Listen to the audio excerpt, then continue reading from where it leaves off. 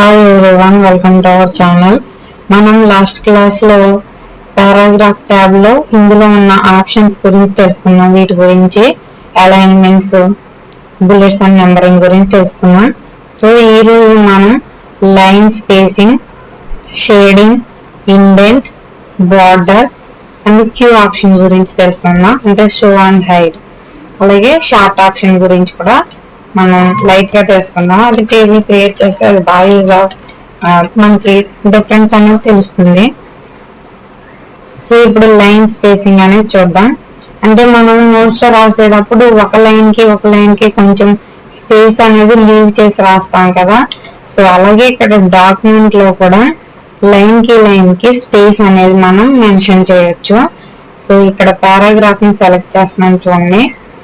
Paragraph select చేసి ఇక్కడ మనకి పారాగ్రాఫ్ ట్యాబ్ లో లైన్ స్పేసింగ్ ఉంది. దాన్ని క్లిక్ చేస్తే మనకి ఇలా కొన్ని ఆప్షన్స్ అనేవి డిస్ప్లే అవుతాయి.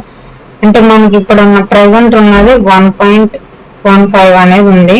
మనం ఇక్కడ ఉన్న నెంబర్స్ లో ఏ నెంబర్ అయినా ఇస్తే మనకి ఎలా చేంజ్ అవుతుందో చూడండి. ఇక్కడ 2.5 క్లిక్ చేస్తున్నాను. చూసారా, మనకి ఇండెంట్ అనేది లైన్ స్పేసింగ్ అనేది ఇంక్రీజ్ అయింది. లైన్ కి స్పేస్ అనేది మనం ఇలా మెన్షన్ చేయొచ్చు. అలాగే ఇంకా స్పేసింగ్ ఇవ్వాలి అంటే 3.0 ఇచ్చాను అనుకోండి, ఇంకా ఎక్కువ అవుతుంది. అలాగే ఇంకా 1.5 ఇచ్చాను, కొంచెం డిక్రీజ్ అయింది. 1.15 ఇచ్చాను, మనం ఆల్రెడీ ఉన్నదానికి వచ్చాం. అలాగే 1.0 ఇచ్చాం, ఇంకా కొద్దిగా స్పేస్ అనేది తగ్గిపోయింది. ఇలా మనం ఎంత లైన్ స్పేస్ కావాలనేది మనం మెన్షన్ చేయొచ్చు. అలాగే ఇక్కడ లైన్ స్పేసింగ్ ఆప్షన్స్ అనేది ఉంది. అంటే ఇక్కడ ఉన్న ఆప్షన్సే కాకుండా ఇంకా మనం ఎక్కువగా ఇవ్వాలి అంటే అలైన్మెంట్స్ చూడండి, ఇక్కడ కూడా ఉంది మనకి. లెఫ్ట్, సెంటర్, రైట్, జస్ట్ పైన ఆప్షన్స్ ఇక్కడ కూడా ఉంటాయి. వీటిని కూడా మనం సెలెక్ట్ చేసుకోవచ్చు. సో నెక్స్ట్ మనం ఇక్కడ లైన్ స్పేసింగ్ అనే ఆప్షన్ చూడండి.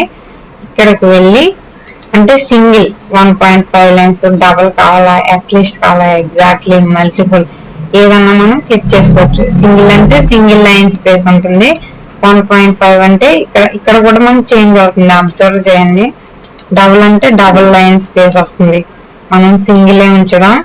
అలాగే ఇక్కడ నెంబర్స్ కూడా ఇచ్చుకోవచ్చు. అంటే ఇక్కడ ఎలా అయితే తీసుకున్నామో అలా సింగిల్ అన్నాం అనుకోండి, సింగిల్ అని వస్తుంది. 0.5 అంటే బాగా తగ్గిపోతుంది. అలాగే 1 అని ఇవ్వచ్చు, 1.5 అని ఇవ్వచ్చు. 1.5 ని ఓకే చేసి ఓకే బటన్ క్లిక్ చేస్తున్నాను. చూడండి, 1.5 స్పేస్ అనేది వచ్చింది. ఇలా మన ఇష్టం, ఎంత స్పేస్ కావాలంటే అంత స్పేస్ ని మనం మెన్షన్ చేసుకోవచ్చు. సో 1.15 ఉంచుతున్నాను. ఇది లైన్ స్పేసింగ్. నెక్స్ట్ షేడింగ్ అనుకోండి, మనకి నార్మల్ గా షైడ్ హెడ్డింగ్ కి కలర్ అప్లై చేసాం అనుకోండి. ఇక్కడ అప్లై చేస్తున్నాం కదా, ఏవి అనే ఆప్షన్ దగ్గర అప్లై చేస్తున్నాం. ఓన్లీ ఇక్కడ వరకు మాత్రమే లైన్స్ కలర్ అనేది వచ్చింది. కానీ ఇక్కడ షేడింగ్ అనే ఆప్షన్ ఉంటుంది. దీన్ని క్లిక్ చేసాం అనుకోండి, మనకి ఆ లైన్ మొత్తం కలర్ అనేది అప్లై అవుతుంది. చూడండి, ఇవి ఎక్కువగా రెజ్యూమ్స్ లో యూజ్ చేస్తాం. అక్కడ రెజ్యూమ్స్ లో సైడ్ హెడ్డింగ్ ఇస్తాం కదా, వాటికి ఇలా లైన్ స్పేసింగ్ అనేది, షేడింగ్ అనేది అప్లై చేస్తాం. సో ఇలా ఏ కలర్ కావాలంటే ఆ కలర్ ని అప్లై చేస్తే మనకి ఇలా షేడింగ్ అనేది అప్లై అవుతుంది. ఇది లైన్ కి ఇచ్చాం. ఒకవేళ పారాగ్రాఫ్ కి ఇవ్వాలి అంటే పారాగ్రాఫ్ సెలెక్ట్ చేసుకుని షేడింగ్ లోకి వెళ్ళి మనకి ఇక్కడ ఏ కలర్ కావాలంటే ఆ కలర్ ని క్లిక్ చేస్తే ఆ కలర్స్ అనేవి అప్లై అవుతాయి.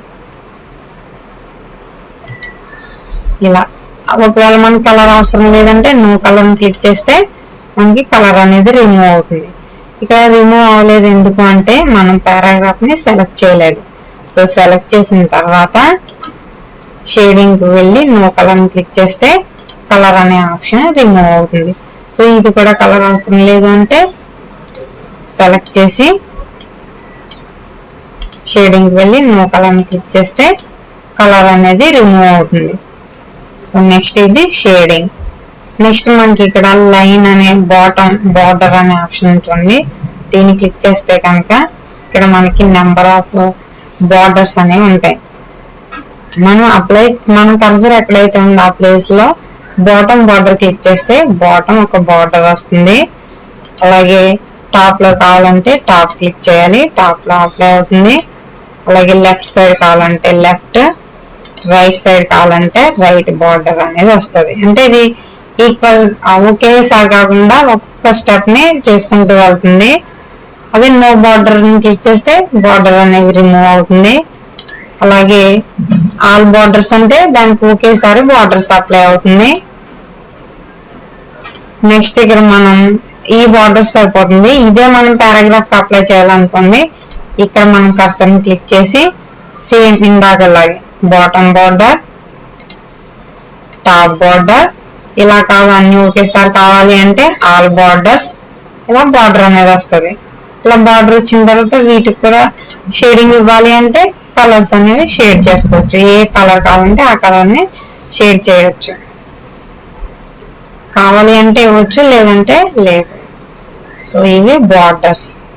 ఈ బార్డర్ ఆప్షన్ లో మనం లాస్ట్ కి వస్తే బార్డర్ అండ్ షేడింగ్ అనే ఆప్షన్ ఉంటుంది చూడండి. అంటే మనం ఇప్పటి వరకు ఎలా ఇచ్చాం, ఓన్లీ లైన్ కి పారాగ్రాఫ్ కి బార్డర్స్ అనేవి అప్లై చేసాం. అలా కాకుండా మనకి మొత్తం పేజ్ వైజ్ కావాలి అంటే ఇక్కడ బార్డర్స్ అండ్ షేడింగ్ అనే ఆప్షన్ ఉంటుంది. దాన్ని క్లిక్ చేస్తే మనకి ఇలా ఒక టేబుల్ అనేది ఓపెన్ అవుతుంది. మనం పేజ్ కి బార్డర్ కావాలనుకోండి, అంటే ఇక్కడ కూడా మనం పారాగ్రాఫ్ కి అలాగే లైన్స్ కి కూడా బార్డర్స్ ఇవ్వచ్చు.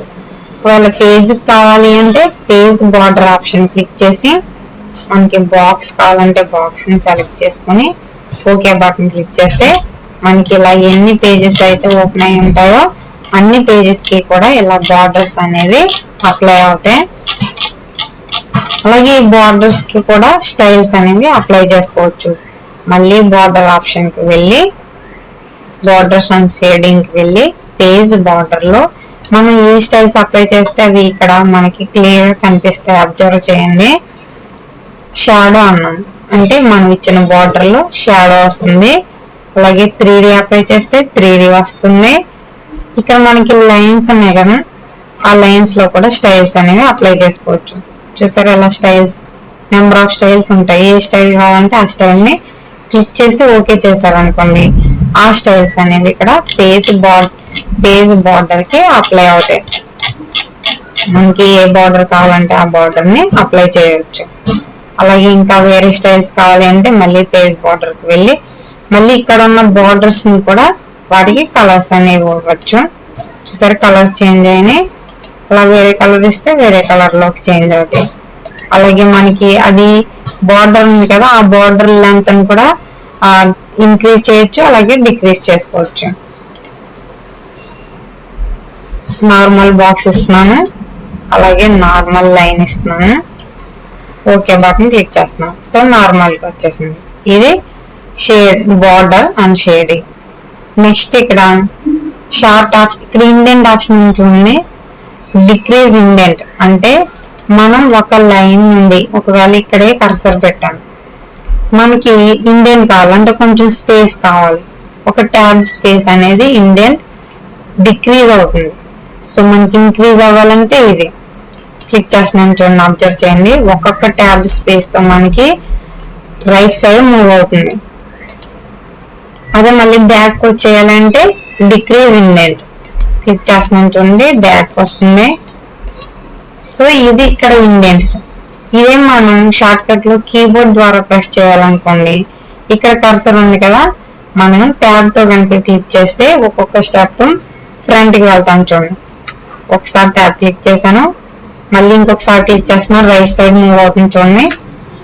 సో ఇలా మనం ఎన్నిసార్లు ట్యాబ్ ని ప్రెస్ చేస్తే అన్ని సార్లు మనకి ఫ్రంట్ కి మూవ్ అవుతుంది. అదే మళ్ళీ బ్యాక్ కి రావాలి అంటే డిక్రీజ్ అవ్వాలి అంటే ఇక్కడ ఆప్షన్ కదా, మనకి కీబోర్డ్ లో అయితే బ్యాక్ స్పేస్ ని క్లిక్ చేస్తే మనం ఒక్కొక్క ట్యాబ్ స్పేస్ ని బ్యాక్ కి మూవ్ అవుతాం. సో ఇది ఇండెంట్స్. మనకి షార్ట్ కట్ అయితే ట్యాబ్ అండ్ బ్యాక్ స్పేస్ అనేవి ఇంక్రీజ్ అండ్ డిక్రీజ్ ఇండెంట్స్.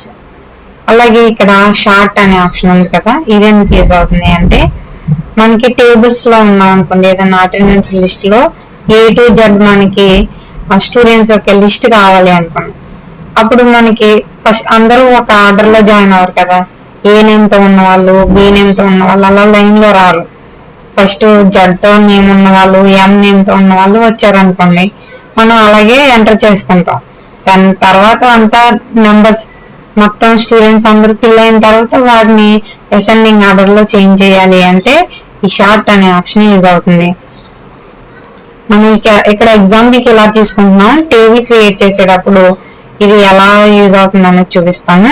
ఇక్కడ మనం ఆర్డర్ లో ఇవ్వలేదు, ఏ తర్వాత ఎన్ బిఈ అని ఒక ఆర్డర్ లో మెన్షన్ చేయలేదు. సో ఈ సైజ్ ఇంక్రీజ్ చేస్తాం. ఇక్కడ మనం చూడండి ఒక ఆర్డర్ లో లేవు ఈ లెటర్స్ ని మనం ఒక ఆర్డర్ లో తీసుకురావాలి అంటే సెలెక్ట్ చేసి షార్ట్ అనే ఆప్షన్ క్లిక్ చేస్తే ఇక్కడ పారాగ్రాఫ్స్, ఇక్కడ టెక్స్టా లేకపోతే నెంబరా డేటా అని ఉంటుంది. మనం ఇక్కడ టెక్స్ట్ ఇచ్చాం కాబట్టి టెక్స్ట్ ని సెలెక్ట్ చేసి అసెండింగ్ ఆర్డర్ ని క్లిక్ చేసి ఓకే బటన్ క్లిక్ చేస్తే ఇవి ఆర్డర్ లోకి వస్తాయి. ఫస్ట్ ఏ బిబి సిఈ అంటే మనకి ఫస్ట్ ఆర్డర్ లో లేవు, కంట్రోల్ జెడ్ చేస్తున్నాను. ఏ తర్వాత ఎం ఉంది, బి ఉంది, ఈ ఇలా ఆర్డర్ లో లేవు. మళ్ళీ మనకి ఆర్డర్ లో రావాలంటే ఏం చేస్తాం, సెలెక్ట్ చేసి షార్ట్ ఆప్షన్ క్లిక్ చేసి ఓకే బటన్ క్లిక్ చేస్తే అవి ఆర్డర్ లోకి వస్తాయి, అసెండింగ్ ఆర్డర్ లో. అదే డిసెండింగ్ ఆర్డర్ క్లిక్ చేసాం అనుకోండి, లాస్ట్ నుంచి ఆర్డర్ వస్తుంది అనమాట. అంటే YRNM ఏ చూడండి లాస్ట్ కి వచ్చింది, దీన్ని డిసెండింగ్ ఆర్డర్ అంటారు.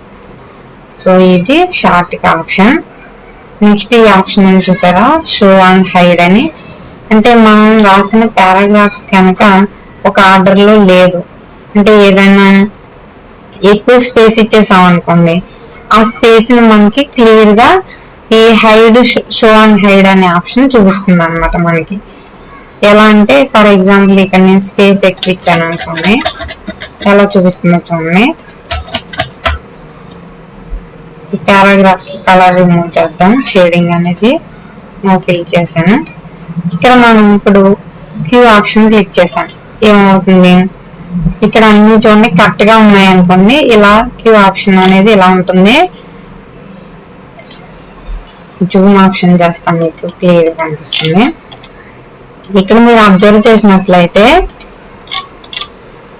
ఇక్కడ ఒక్కొక్క డాటా ఉంచండి అంటే అక్కడ స్పేస్ అనేది సరిపోయింది. ఇక్కడ మనం స్పేస్ ఎక్కువ ఇచ్చాం కాబట్టి ఎక్కువ డాట్స్ అనేవి డిస్ప్లే అయింది. సో ఇలాంటి ఆప్షన్స్ ని మనకి క్లియర్ చేసుకోవడానికి ఈ షో అండ్ హైడ్ అనే ఆప్షన్ యూజ్ అవుతుంది. సో ఇక్కడ మనం కర్సర్ పెట్టుకుని ఎన్ని అయితే ఎక్కువ స్పేసెస్ ఉన్నాయో వాటిని రిమూవ్ చేయడానికి యూజ్ అవుతుంది. సో మళ్ళీ ఇక్కడికి వచ్చి ఇక్కడ ఈ ఆప్షన్ బ్యాక్ స్పేస్ ని క్లిక్ చేస్తే అక్కడ ఉన్న డాట్స్ అనేవి రిమూవ్ అవుతాయి. ఇలా ఇక్కడ యారో చూసారా, ఇది ట్యాబ్ స్పేస్ అని అర్థం. ఇక్కడ అవసరం లేకుండా ఉంది కదా, దాన్ని కూడా రిమూవ్ చేసుకోవచ్చు బ్యాక్ స్పేస్ తో. ఇలా అవసరం లేని వాటిని మనకి హైడ్ చేసి చూపిస్తుంది, అప్పుడు వాటిని రిమూవ్ చేయడానికి యూజ్ అవుతుంది అనమాట. చూసారా ఇక్కడ పారాగ్రాఫ్ లో ఏం స్పేసెస్ లేవు కాబట్టి ఇక్కడ మనకి చూపించలేదు. ఎక్కడైతే ఎక్కువ అవసరం లేని స్పేసెస్ కానీ అవసరం లేని సింబల్స్ కానీ ఉంటే, అంటే అవసరం లేని సింబల్స్ అంటే అవసరం లేని ట్యాబ్ ని కనుక ఇచ్చేసాం అనుకోండి, ఇక్కడ అవసరం లేదు ట్యాబ్ ని ఇచ్చేసాం, ఆ ట్యాబ్ స్పేస్ ని చూపిస్తుంది. మనకి ట్యాబ్ ఇచ్చామని మనకి తెలియదు కదా, ఇలా ఇక్కడ మనం ట్యాబ్ ఇచ్చామని మనకి తెలుస్తున్నా తెలియట్లేదు. అదే ఇక్కడ మనం క్యూ ఆప్షన్ ఇస్తే ఇక్కడ ట్యాబ్, ఇక్కడ అవసరం లేదు కదా, లెటర్స్ అనేవి లేవు ఇక్కడ, కానీ ట్యాబ్ వచ్చేసింది. సో అలాంటప్పుడు మనం బ్యాక్ స్పేస్ ని క్లిక్ చేసి ఆ ట్యాబ్ ని రిమూవ్ చేసుకోవడానికి యూజ్ అవుతుంది. ఇక్కడ ట్యాబ్ ఇచ్చాం అంటే మనకి ఇక్కడ ట్యాబ్ అవసరమైంది కాబట్టి ఇచ్చాం, ఇక్కడ లెటర్స్ ఉన్నాయి కాబట్టి. సో అందుకని ఇక్కడ ట్యాబ్ స్పేస్ ని చూపించట్లేదు. అది ఇక్కడ ట్యాబ్ ఇస్తే ట్యాబ్ స్పేస్ ని మనకి షో చేస్తుంది. అంటే ఇక్కడ మనకి అవసరం లేదు కాబట్టి బ్యాక్ స్పేస్ తో రిమూవ్ చేసుకుంటాం. ఇలా క్లియర్ చేయడానికి మనకి నీట్ గా ఎక్కడైతే అవసరం లేని వాటిని మనకి హైడ్ చేసి చూపిస్తుంది అనమాట. హైడ్ షో చేసి చూపిస్తుంది, హైడ్ గా ఉన్న వాటిని షో చేస్తుంది అనమాట. వాటిని మనం రిమూవ్ చేసుకోవడానికి ఈ క్యూ అనే ఆప్షన్ యూజ్ అవుతుంది. సో ఈ రోజు మనం తెలుసుకున్నవి ఈ ఆప్షన్స్. మీకు ఈ రోజు క్లాస్ కనుక అర్థమైనట్లయితే లైక్ చేయండి, షేర్ చేయండి, అలాగే సబ్స్క్రైబ్ చేయండి. మీకు ఇందులో ఏమన్నా డౌట్స్ ఉన్నట్లయితే మీరు కామెంట్స్లో అడగవచ్చు friends. Thank you for watching.